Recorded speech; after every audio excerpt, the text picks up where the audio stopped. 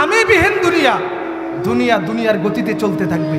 আপনি যেদিন মারা যাবেন ওই দিনও আপনার ছেলে মেয়ে, আপনার স্ত্রী সবাই খাবার খাবে, ঠিক কিনা? ওই দিন আরো বেশি খাবে, ওই দিন আরো বেশি খাবে কিনা? বলবে, আহারে তোমার স্বামী মারা গেছে, একটু খাবার বেশি করে খাও, না খেলে তো অসুস্থ হয়ে যাইবা।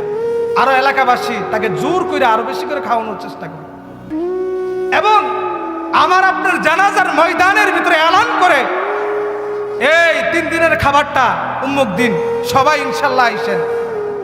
স্বার্থপর কিনা দুনিয়াটা?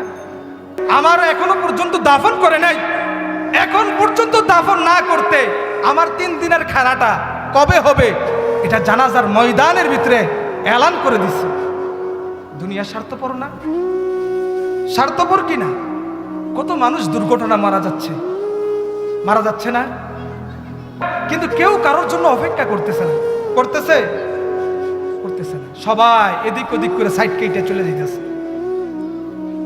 মুহতারাম হাজরিন, আমি বিহীন দুনিয়া, দুনিয়া দুনিয়ার মতন চলবে, আমি থাকবো না, আপনি থাকবেন না।